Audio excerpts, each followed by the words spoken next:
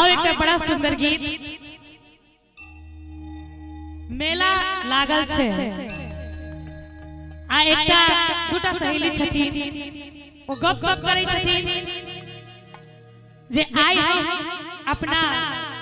सजना संगे मेला घूम जेबै सिनेमा देख जेबै तै गीत के माध्यम में बतायल गेलै है आदरणीय राम सेवक ठाकुर जी के लिखल गीत सुनाबे के लेल जा रहल छी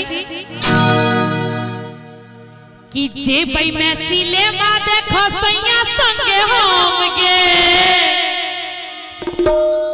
जेबै मैं सिनेमा देखो सैया संगे हम गे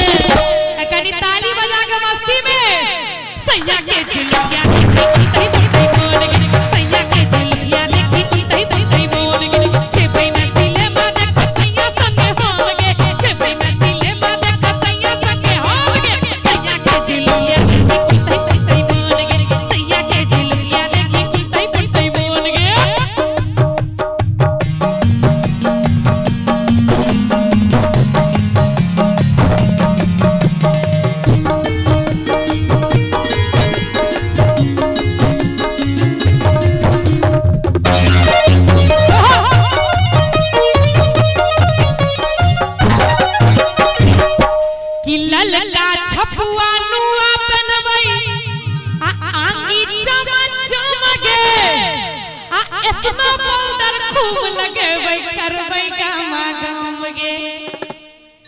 ललका छपुआ नुआ पहनबै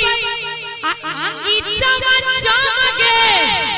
आ स्नो पाउडर खूब लगेबै करबै गमा गम गे आगू आ साइकिल पर में सैया चढ़तै आ हैंडल सटल हम गे बाबा की आ साइकिल पर में सैया चढ़तै आ हैंडल सटल हम गे आगू आ पेंडल देते सैया घंटी टाना टान गे पेंडल देते सैया घंटी टाना टान गे जेबै मैं सिनेमा देख सैया संगे हम गे जेबै मैं सिनेमा देख सैया संगे हम गे सैया के जुलिया कुंतै कुंतै मान गे सैया के जुलिया देखी कुंतै कुंतै मान गे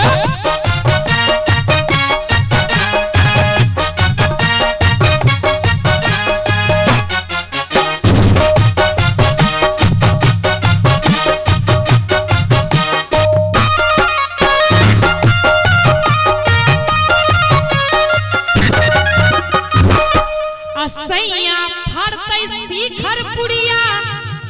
आ मीठा पान हम गे आ भुरकी दाने टिकस कटेबै गेले सीटक हम गे रजनीगंधा तुलसी अब चले छै शिखर पुराण भ गेलै आ सैया फरतै बीमल पुड़िया आ मीठा पान हम गे आ भुरकी दाने टिकस कटेबै गेले सीटक हम गे आ घर में रहतै कुछ अन्हरिया आ खिड़की फाटक बंद गे घर में रहतै कुछ अन्हरिया खिड़की फाटक बंद गे और गुदर फुसर बतियाते रहबै मुंह सटाने हम गुदर फुसर बतियाते रहबै मुंह सटाने हम गे गुदर फुसर बतियाते रहबै मुंह सटाने हम गे जेबै मैं सिनेमा देख सैया संगे हम गे जेबै मैं सिनेमा देख सैया संगे हम गे सैया के जुलिया देखी कुंतै कुंतै मान गे सैया के जुलिया देखी कुंतै कुंतै मान गे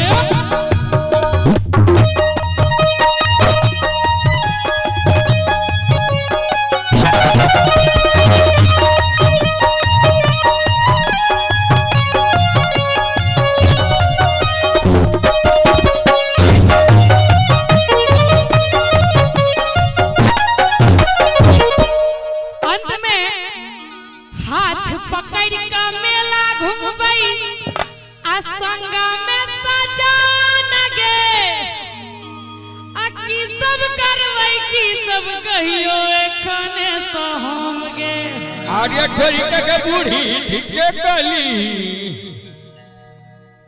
आ हाथ पकड़ के मेला घूमबै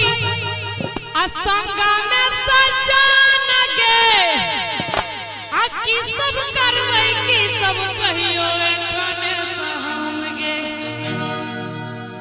झिल्ली कचरी चौप सिंघारा